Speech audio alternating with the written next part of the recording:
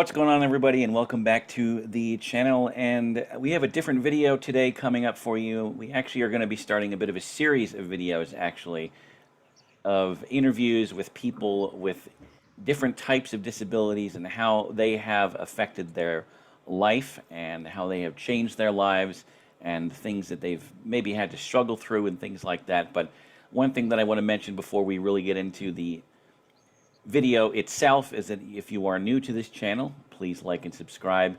Give this video a like and a thumbs up because that's how YouTube gets the word out to others about these types of videos. And after you subscribe, make sure you hit that notification bell to get notified about all the new content. Now I would like to introduce Michael Ring, who has a bit of a story to tell about his disability and how things kind of started and what kind of progressed from there. And I'll be chiming in every so often and asking him some questions about that. So the floor is now yours. Hello, Internet world. My name is Michael Ring. I'll give a visual description of myself. I'm a 59-year-old white guy. I'm wearing headphones today because I'm outdoors. And my background is part of a guessing game that I'll give you. I'll give you a couple hints. I live in Brooklyn, and I have physical therapy at NYU Langone Hospital. And I walked a couple blocks north to sit on a bench and be interviewed for this.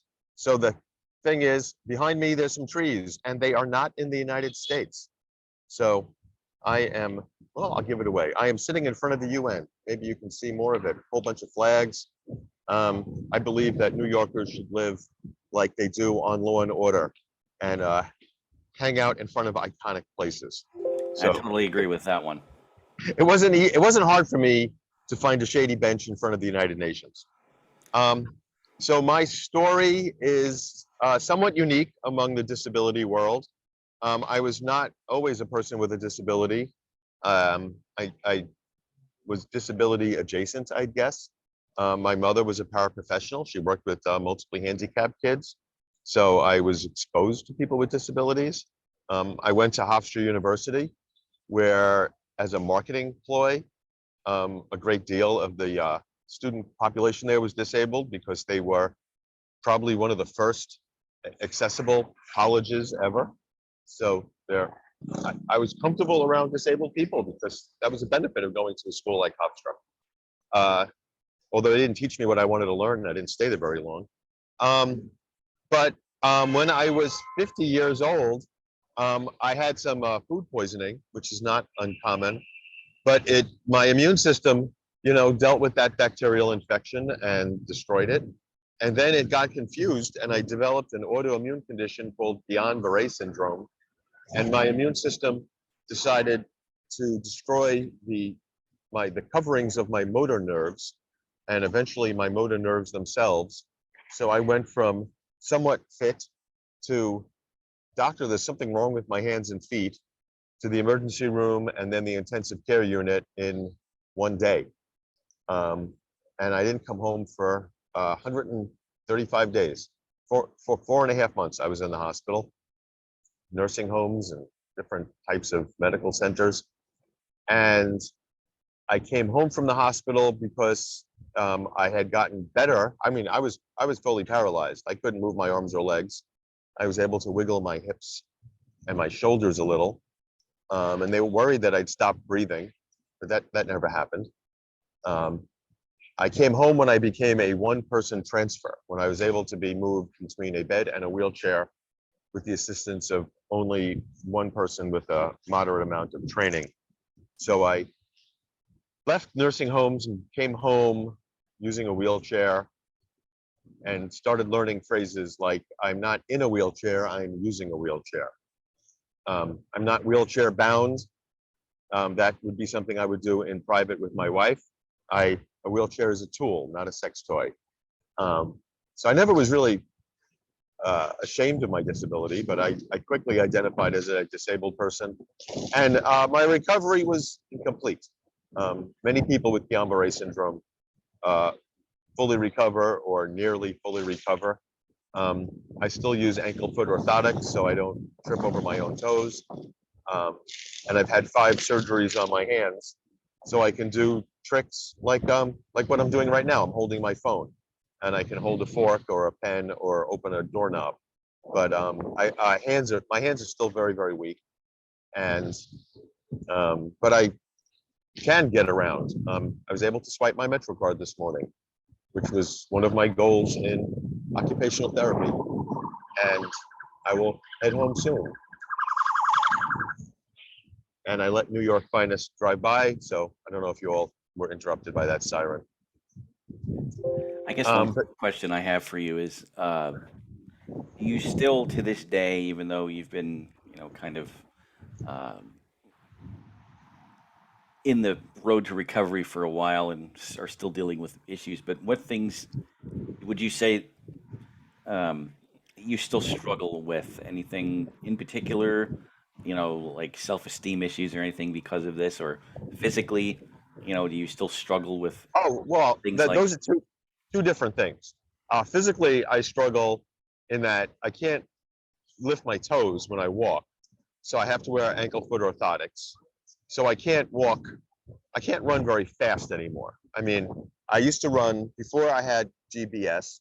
I had finished 29 marathons, and they took me about 4 or 5 hours, which is moderate. I mean, I was never super fast. Now I finish them in 9 or 10 hours. I'm trying to get it down to 6 or 7. Um, and my fine motor skills in my hands are not at all. So turning pages is hard, manipulating small things. I use various tools to open food packages, and I can't cook. I mean, using a stove would be not a good idea. In my mind, I can drive, but we gave up the car, and my wife wouldn't let me. We rent one now and then, but she doesn't want me to drive it. In the state of New York, I always had my driver's license. I found out in other states, my driver's license would have been automatically revoked by my doctors when I entered the hospital, but I renew it so I can get on planes. Um, Self-esteem issues, that's a complicated question because I assume that externally people think I'm tough as nails, but it's hard. It's hard to look at things that are barriers and avoid them. I used to walk through things, and now I have to walk around them. But but I'm a Brooklyn kind of jerky guy, so I kind of act tough, but I get things done. I'm on Social Security disability. My old job is something I couldn't possibly do anymore. I used to organize running races, so I can't drive, lift cases of water. I would be the lead cyclist. I don't think I can ride a bike right now. That would be a circus act to watch. Yeah, it's a huge change that I've accepted. I definitely have enjoyed hearing your story, and I'm sure the viewers have too. And I guess one, oh, there's a horn. I guess one final thing I want to ask you is, what goals do you have for the future in terms of, you know, uh, things that you might want to try to accomplish in the not too distant future? Well, athletically, qualifying for the Boston Marathon is kind of the holy grail for all mortal marathon runners. It's a thing that's a possibility that you train for. And I mean, when I was in my about 30, I finished a marathon in 4 hours. And then I found out the qualifying time for Boston would have been, 2.5, 3, almost under 3 hours. But I couldn't do that. But I decided, well, if I just stay healthy when I'm 60, my 4-hour marathon time will be a Boston qualifier. So now I'm trying to qualify for Boston as an athlete with a disability, which would mean getting it down to 6 hours. So that's my goal as a physical therapy goal, if you'd call it. But my ancient background is in social work. So my part-time volunteer gig is being a disability rights activist. And in New York, we have Access-a-Ride that gets people with disabilities around because the subway doesn't have elevators. And I'm lucky enough to be on an on-demand program, so I don't have to reserve my Access-a-Ride ride 48 hours in advance, which means I can go to work, I can get around, I could book an Access-a-Ride like an Uber. So my goal is to get that for everybody, which is a challenge, but you chip away at it. I guess that's my goal. Yeah. That would be a great goal, and I'm sure a lot of people would definitely appreciate that. Is there any final things you want to add? I don't know. As someone who wasn't always disabled, that is now a person with I have an apparent, people can often see that I have a hard time with things. I would just try to encourage the able-bodied world to just slow down when you see someone with a disability. Don't thrust your hands in their face and start doing things for them. People with disabilities can do stuff. It just sometimes we need an extra 10 seconds or an extra minute.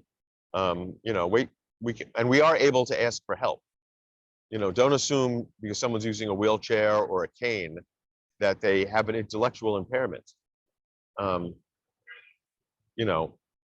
Let someone talk for themselves first. That would be what I would tell the world to do, even other disabled people. Just don't assume someone needs help until they ask for it. I definitely agree with that, and I try to stick with the same thing myself. Well, I don't think I have any other questions for you, but it was definitely a pleasure to hear your story and hear how things have changed and hear how your life has changed because of this. And for anybody that's watching this video right now, of course, definitely like and subscribe to the channel and give this video a thumbs up and a like as well. Oh, let me give out a shout out to my own personal blog, an easy URL to remember. It's www.chickenunderwear.com. One word, yes, spell it like it sounds. So until next time, folks, take care and peace.